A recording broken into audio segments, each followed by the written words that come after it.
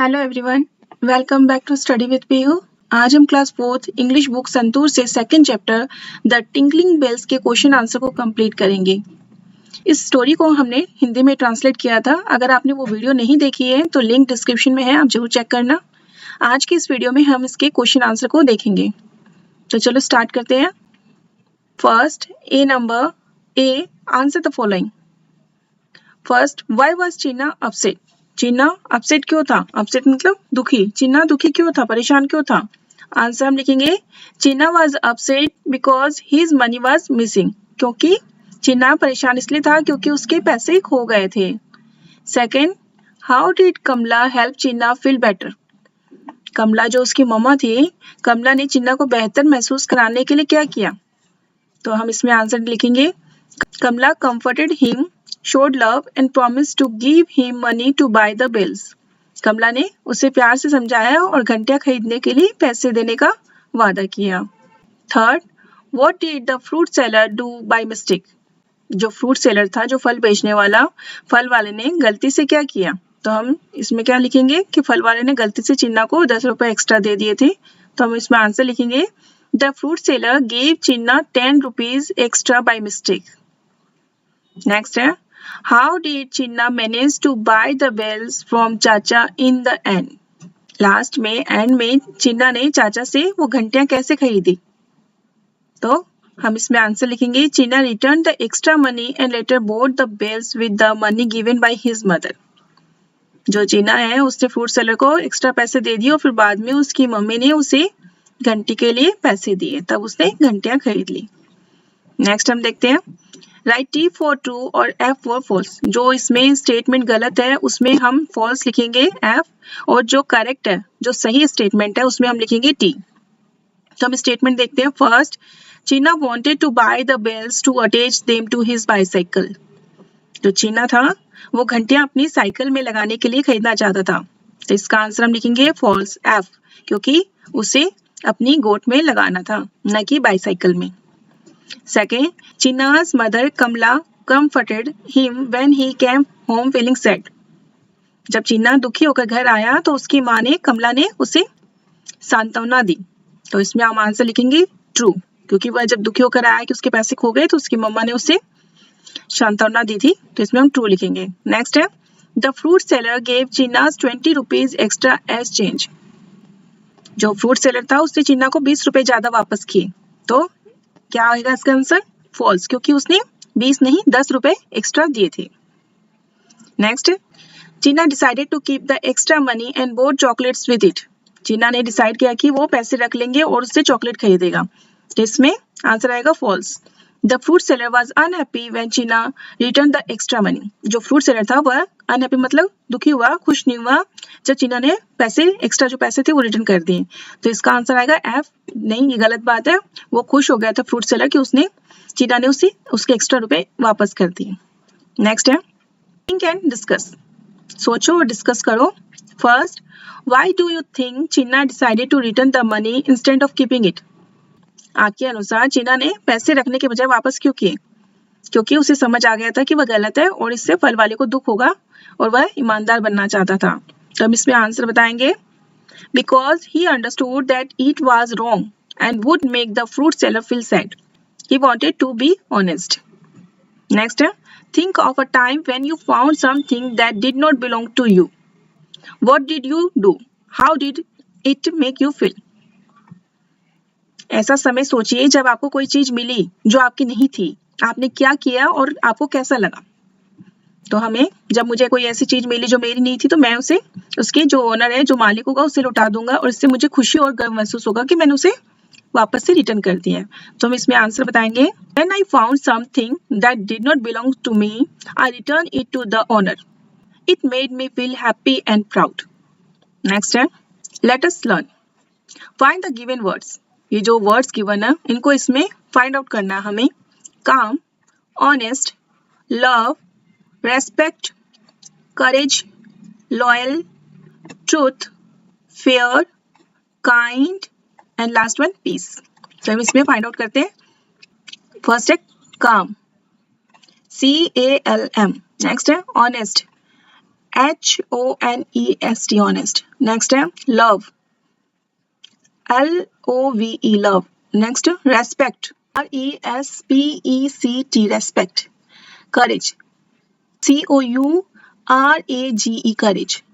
loyal, LOYAL loyal.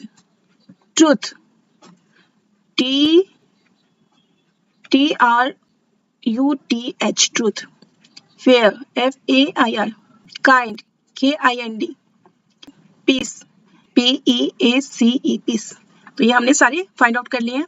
Next हम देखते हैं रीड द फॉलोइंग. हमें रीड करना है. Cheena, Charu and Jasmine are friends. इसमें चीना, चारू और जास्मिन दोस्त हैं. They study in grade 4. वो 4th क्लास में पढ़ते हैं. फर्स्ट, चीना इज टॉल. चीना लंबा है. चारू इज टॉलर देन चीना. चारू चीना से लंबी है. जो चारू है, चीना लंबा है पर चारू चीना से भी लंबी है. Jasmine is the tallest person in the group. और जो जैस्मिन है, जैस्मिन वो ग्रुप में सबसे लंबी है. चीना लंबा है और चारू चीना से लंबी है और जैस्मिन इस ग्रुप में जितने भी है, चारू और चीना, इन दोनों से ही लंबी है. We use different forms of adjective to compare the qualities of people or things. हम लोगों या वस्तु के जो गुण होते हैं, जो क्वालिटीज होती हैं, उनको तुलना करने के लिए एडजेक्टिव्स, जैसे हिंदी में बोलता है विशेषण, के अलग अलग जो रूप होता है उनको यूज करते हैं. अलग अलग जो फॉर्म्स होते हैं एडजेक्टिव्स के, उसको हम यूज करते हैं. When we compare the qualities of two people or adjectives, we add er to the adjective. जब हम दो लोगों या दो वस्तु, जो भी ऑब्जेक्टिव्स होते हैं या दो इंसान होते हैं, कि उसको जब कंपैरिजन करते हैं तो हम एडजेक्टिव में er जोड़ते हैं. We always use then while comparing two peoples or objectives. और हम दो लोगों, जो दो पीपल होते हैं या दो ऑब्जेक्टिव्स होते हैं, उनके जो कंपैरिजन करते समय हम हमेशा then का उपयोग करते हैं. Example, Aman is shorter than Jiya. यहाँ पे then आया और er हमने कंपैरिजन किया, अमन जिया से छोटा है. When the comparison is made in a whole group or collection, we add est to the adjective. और जब कंपैरिजन पूरे ग्रुप में की जाती है, तब हम एडजेक्टिव में est जोड़ते हैं. जैसे example, February is the shortest month of the year. ये पूरा ग्रुप है, जनवरी टू पूरे मंथ्स का, जनवरी टू दिसंबर में फरवरी ही सबसे छोटा महीना होता है. तो इस तरह से इसमें बताया करिए कि हम एडजेक्टिव में est और er कब लगाते हैं. Fill in the blanks using the correct comparison markers er और est. अब हमें ये जो नीचे गिवन सेंटेंसेस है, इसमें फिलअप करना है er और est की कब लगेगा. एक एग्जांपल भी दिया है, I am taller than my brother. मैं अपने भाई से लंबा हूँ. जनवरी is the cold blank month of the year. इसमें पूरे ग्रुप की बात हो रही है, मंथ ऑफ द ईयर क्या है, तो हम इसमें est लगाएंगे. January is the coldest month of the year. जनवरी साल का सबसे ठंडा महीना है. An ant is smaller than an elephant. इसमें दो ही लोगों की कंपैरिजन हो रही है, तो er लगाएंगे. An ant is smaller than an elephant. जो चींटी है वह हाथी से छोटी होती है. Next, my sister is smart than me. इसमें भी दो ही लोगों के बीच में कंपैरिजन हो रहा है, तो हम इसमें भी er लगाएंगे. My sister is smarter than me. Jay was the first blank person in the race. इसमें पूरे ग्रुप की बात हो रही है, जो रेस में जितने भी लोग होते हैं उनके पूरे ग्रुप की बात हो रही है, तो इसमें हम er न लगा के क्या लगाएंगे, est. Jay was the fastest person in the race. जो जय है दौड़ में सबसे तेज व्यक्ति है, पर्सन है.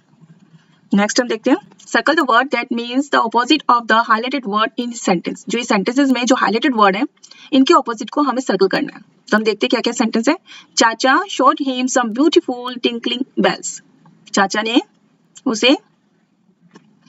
ने उसे कुछ सुंदर झनझनाती घंटियां दिखाई. ब्यूटीफुल मतलब सुंदर. अट्रैक्टिव आकर्षक. अगली खूबसूरत.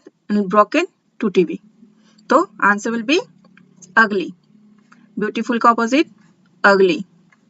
नेक्स्ट है, the fruit seller was so happy that he gave Chinna 10 rupees as reward. जो फ्रूट सेलर था वो बहुत खुश हुआ कि उसने चिन्ना को as a reward gift 10 rupees दिए. एज ए रिवॉर्ड इनाम पे उसने 10 रुपए दिए. तो इसका ऑप्शन है ऑफर. ऑफर मतलब होता है प्रस्ताव, कोई चीज का प्रस्ताव रखना. प्राइज भी पुरस्कार एंड पनिशमेंट सजा. तो हमें रिवॉर्ड का ऑपोजिट होगा इसमें पनिशमेंट, मतलब उसे सजा दी. थर्ड है, I will give you money to buy the bells. मैं तुम्हें पैसे दूंगी बेल्स खरीदने के लिए. बाय मतलब खरीदना. ऑप्शन है सेल मतलब बेचना. परचेज मतलब भी खरीदना होता है. और ऑर्डर मतलब कि आदेश देना। तो इसमें हमें बाय का क्या होगा, ऑपोजिट सेल। ऑर्डर मतलब आदेश देना भी होता है। ऑर्डर मतलब कि हम जब कोई चीज का, हम कोई सामान मंगाते हैं कुछ भी, तो उसका एक ऑर्डर देते हैं, उससे भी ऑर्डर बोलते हैं। तो इसमें बाय का ऑपोजिट होगा सेल। नेक्स्ट है, can I buy chocolates with the money, whispered Cheena. Whispered Cheena, Cheena ने फुसफुसाते हुए कहा कि क्या मैं पैसों के बदले चॉकलेट खरीद सकता हूँ। तो हमें किसका ऑपोजिट लिखना है, विस्पर्ड का। ऑप्शन है मर्मर्ड। मर्मर्ड मतलब होता है बुदबुदाया, शाउटेड मतलब चिल्लाना, एंड टॉक्ड मतलब बात की। तो हमें जो फुसफुसाना का जो होता है विस्पर्ड का, शाउटेड मतलब चिल्लाया, ऑपोजिट है शाउटेड। नेक्स्ट हम देखते हैं, let us listen. Your teacher will read out the story the tinkling bells once again to you. आपकी टीचर आपको फिर से दोबारा यह स्टोरी सुनाएगी। Now read the following sentences and number them in sequence of the story. और ये जो नीचे जो सेंटेंसेस दिए हैं, इनको सीक्वेंस में आपको नंबर देना है। जो सेंटेंस है ये आगे पीछे करके दिए हुए, आपको सीक्वेंस में लिखना है जिस तरह से स्टोरी में आए हैं सेंटेंसेस। हम सेंटेंस पढ़ते हैं पहले। चीना discovered that his money was missing and felt sad. जो चीना था, चीना को पता चला कि उसके पैसे गायब हो गए हैं और वह दुखी हो गया। नेक्स्ट है, Cheena went to the market with his mother. Cheena अपनी माँ के साथ बाजार गया। Cheena hugged his mother and told her about the missing money. Cheena ने अपनी माँ को गले लगाया और उन्हें पैसे खोने के बारे में बताया। Cheena return the extra money to the fruit seller. Cheena ने फ्रूट सेलर को जो एक्स्ट्रा मनी थे वो रिटर्न कर दिए। Cheena bought the tinkling bells after getting some money from his mother. Cheena ने अपनी माँ से पैसे मिलने के बाद झनझनाती हुई घंटियां खरीदी। लास्ट है, Cheena wanted to buy bells for his pet at the Chacha shop. Cheena Chacha की दुकान से अपनी पेट के लिए घंटियां खरीदना चाहता था। तो इन सेंटेंसेस को हमें सीक्वेंस में लगाने हैं। तो फर्स्ट सेंटेंस आएगा इसमें, चीना wanted to buy bells for his pet at चाचा शॉप। चाचा की शॉप से वह बेल खरीदना चाहता था। चीना discovered that his money was missing and felt sad। फिर चीना ने देखा कि उसके पैसे गायब हो गए और दुखी हो गया। सेकंड सेंटेंस ये है। थर्ड में, चीना hugged his mother and told her about the missing money। चीना ने अपनी माँ को गले लगाया और पैसे खोने की बात बताई। फोर्थ में आएगा, चीना went to the market with his mother। चीना went to the market with his mother। चीना अपनी माँ के साथ मार्केट गया। फिफ्थ है, Cheena return the extra money to the fruit seller. Cheena ने फ्रूट सेलर को जो एक्स्ट्रा मनी थे वो रिटर्न कर दिए। और लास्ट में आएगा, Cheena bought the tinkling bells after getting some money from his mother. Cheena ने छनछनाती हुई घंटियां खरीदी जब उसकी मम्मी ने उसे पैसे दे दिए। तो ये करेक्ट ऑर्डर में है। नेक्स्ट हम देखते हैं, let's speak. What would you do in the following situation. ये जो फॉलोइंग सिचुएशन दी गई है, इसमें आप क्या करोगे। हम देखते हैं सिचुएशन क्या क्या है। You borrowed your friends favourite pen. आपने बोरो की मतलब एक बार उससे ली, उधार में, जिसे उधार लेते हैं, अपने दोस्त से उसकी फेवरेट पेन आपने एक बार उधार ले ली।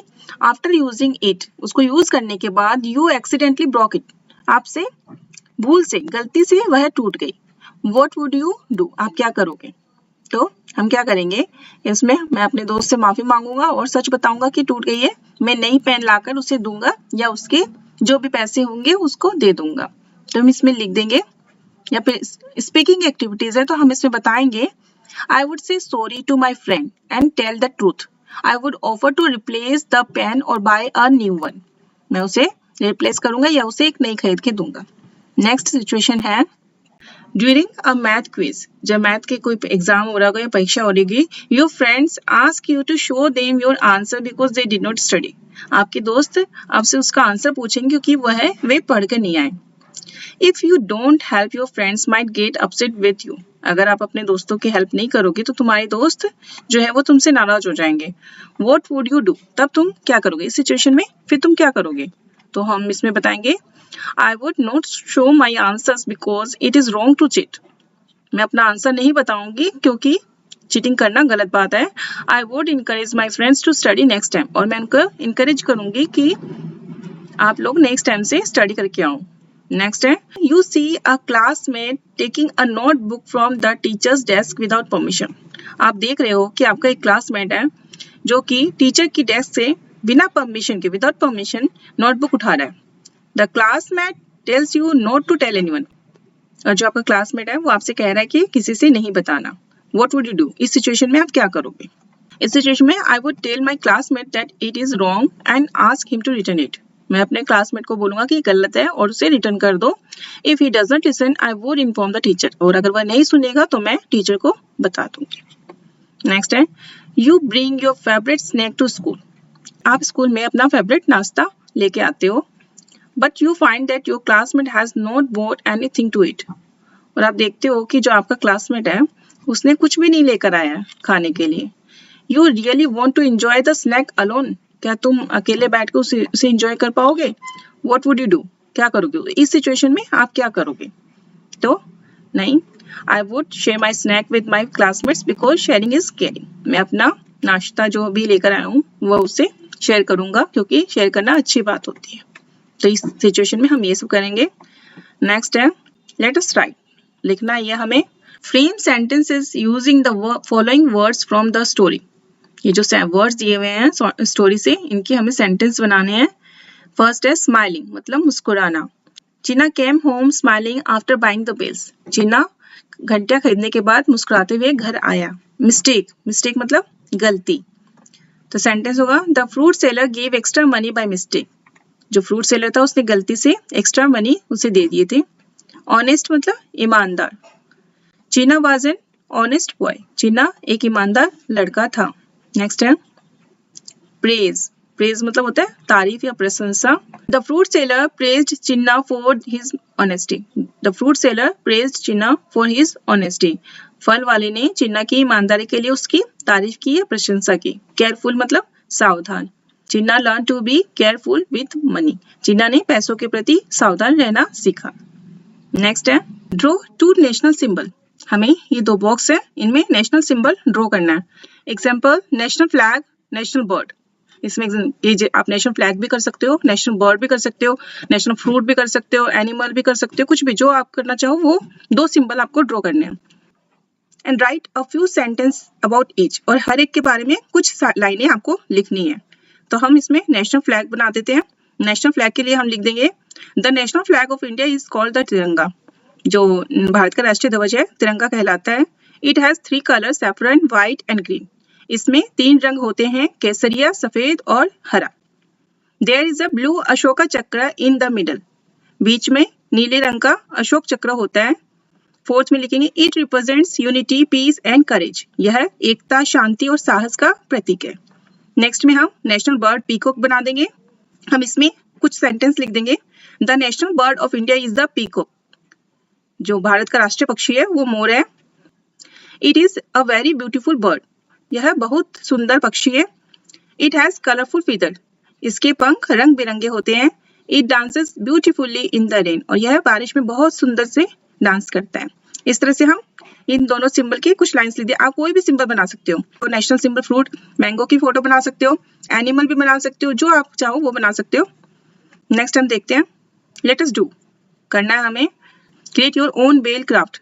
आपको अपने खुद के लिए एक बेल बनानी है। Similar to the bells Chinna wanted for his pet goat. जैसी घंटी चिन्ना ने अपनी जो गोट है बकरी के लिए बनाई थी। मटेरियल नीडेड, इसमें हमें कौन से चीजों की जरूरत है? वेस्ट और रिसाइकल आइटम। हमें वही वेस्ट आइटम लेने हैं और रिसाइकल आइटम्स लेने हैं। इसमें हमें क्या क्या मटेरियल चाहिए? Small metal bottle caps from used water और small tin cans clean and dried. हमें जो छोटी बोतल होती है के ढक्कन, जो पुरानी बोतलें होती हैं उनके ढक्कन और छोटे टीन के डब्बे लेने हैं। डब्बे जो साफ और सूखे हुए हो वो लेने। String about 12 to 15 inches for each bell. हमें धागा लेना है हर घंटी के लिए जो लगभग 12 से 15 इंच का हो।